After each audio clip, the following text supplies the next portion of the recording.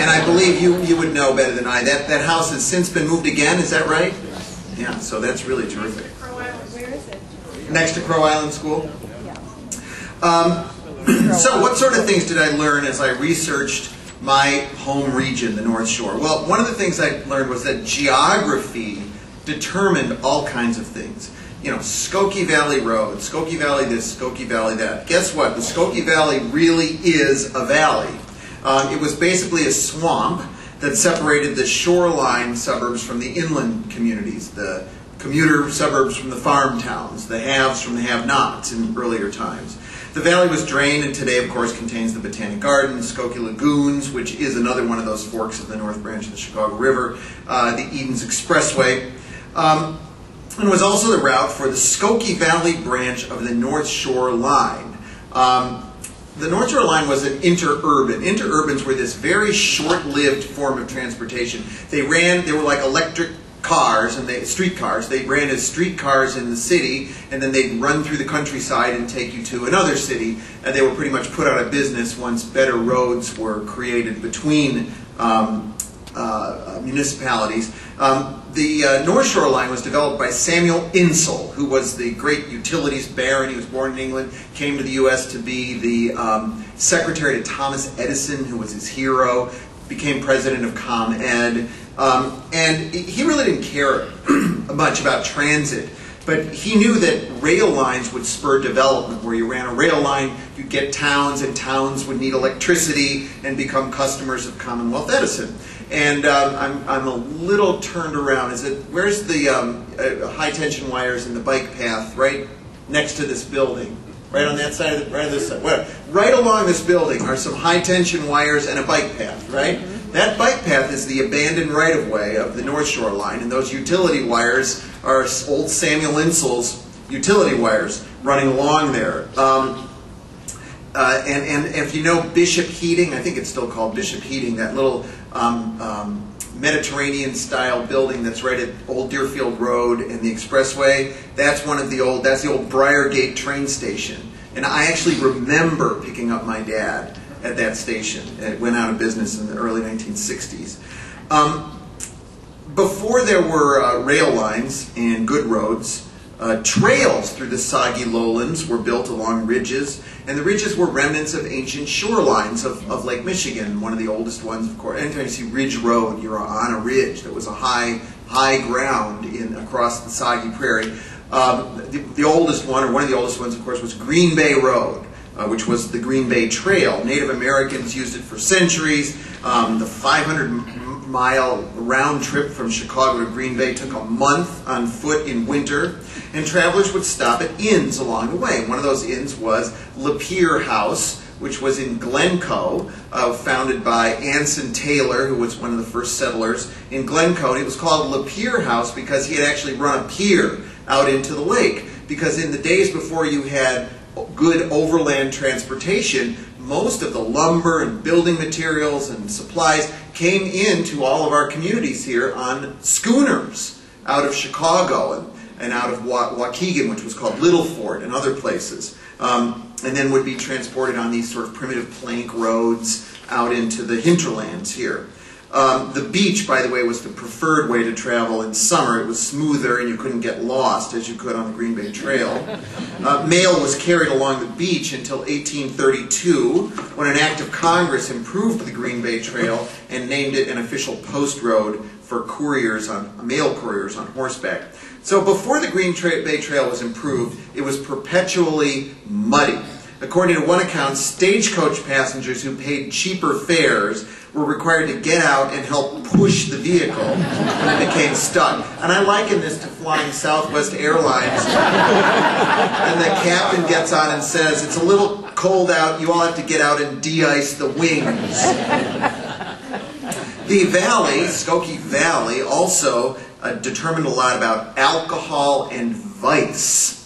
When I was a kid, when Tom and I were growing up, we always, we were in Deerfield Highland Park, we always knew about Highwood.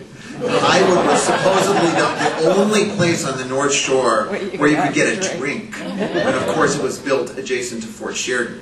Turns out you could get a drink in a lot of other places on the North Shore, in North Chicago, which was of course adjacent to the Navy base, In that little triangle, that funny little triangle of land in your township, no man's land.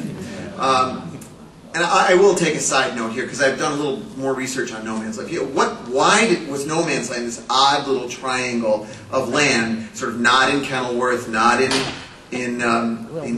Wilmette? I guess New Trier Township had jurisdiction over no man's land, or the county did. It's likely that it was, when George Washington sent the surveyors out across the continent to survey the continent, as Jerome was telling you, they just put these straight lines across the continent, over mountains and through valleys, and most of that particular section is just out in the lake. Right? So the only part of it that touches land is that little triangle along the lakeshore. It wasn't claimed by any municipality, and it became no man's land, therefore not subject to a lot of local laws and regulations. You could build these incredibly tall, high-rise apartment buildings. You had casinos. It was the most fun place you could be on the North Shore. And the best ice cream. When that connects to. Wilmette, sorry. Another place where you could get a drink was Grosse Pointe, which was a German farming community that is now part of Western Wilmette. There were 15 taverns along Ridge Road. Prohibition killed that town, and it was annexed to Wilmette. And the town hall, which is a beautiful building, is now, or at least it's still the Wilmette Historical Museum. Yeah, great. Now those inland farm communities, the ones on the other side of the valley, that's where everybody could go to party. So towns like Schermerville had such bad reputations that they actually had a contest to change their name, and it became Northbrook. Yes. You know who nominated the name for Northbrook? Edward Landwehr. So Landwehr Road. Yeah. And then, of course, you had Niles Center, which is now Skokie.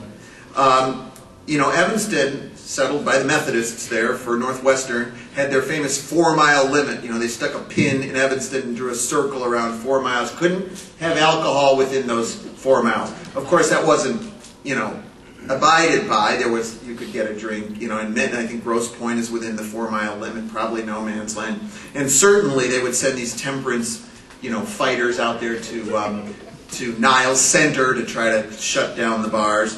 But one Niles Center resident knew the truth about the situation. He said, our relationship with Evanston is reciprocal. We buy their water, they buy our booze.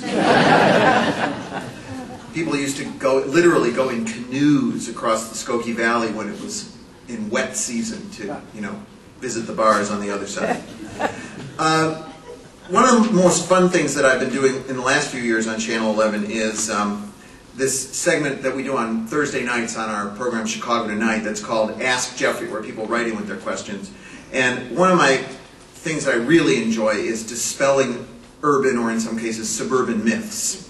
One of my favorites is this suburban myth that Half-Day Road is so named because it was a half-day's journey from Chicago. How many people heard that when they were a kid?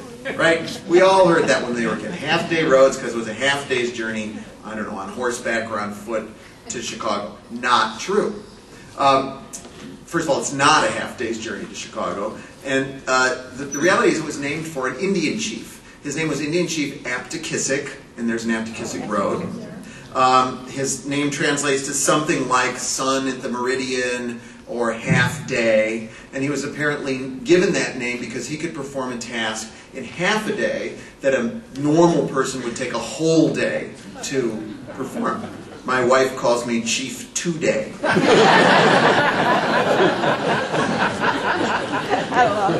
So there's a couple. I've got like a couple good trivia questions about the North Shore here. And then I'll conclude with something about Northfield, where we are right now. But I thought we'd make this into a little quiz. Now, don't shout out answers. Just think about whether you know the answer or not, or you can discuss it amongst yourselves. But then I'll tell you the answers. So, first one is, who is considered the father of the North Shore? Walter Gurnee, Antoine Wilmette, or William G. Edens? So think about that for a minute. Okay, it's not Edens. William G. Edens was a banker, and he was an early champion of paved roads. and of course the Edens Highway is named for him. But the North Shore was well established by the time he headed the Illinois Highway Improvement Association in 1918. This is the group that convinced the state to spend $60 million to improve highways throughout Illinois. And by the way, Edens never owned or drove a car, according to the book Streetwise Chicago.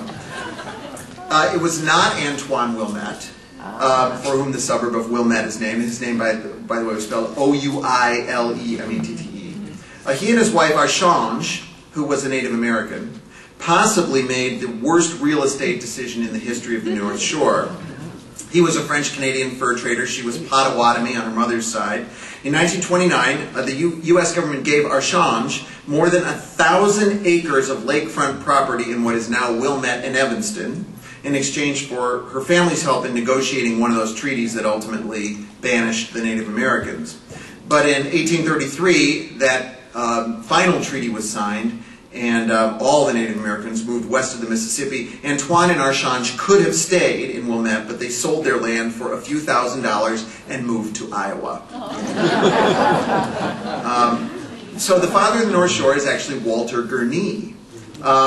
Gurnee was an early Chicago mayor, saddle maker, and land speculator. He built the railroad that is today the Union Pacific North Line. We remember it as the Chicago and Northwestern, originally the Chicago and Milwaukee. From the beginning, Gurnee envisioned this string of railroad suburbs that would offer residents convenient transportation between the North Shore and downtown. And in a shrewd move, he located the stations adjacent to land he owned along the tracks. Gurnee's property became Lake Bluff, Highland Park, Glencoe, and Winnetka. Gurnee had planned to live out his days in a castle-like home in Glencoe on a huge tract of land he bought from his father-in-law, Matthew Coe. Coe's Glen became Glencoe.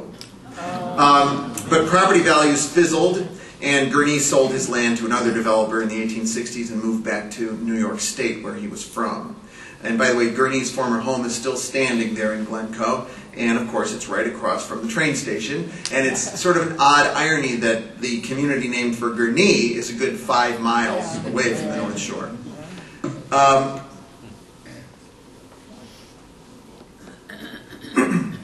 So, one other quick question, and then I'll give you my final thing on Northfield.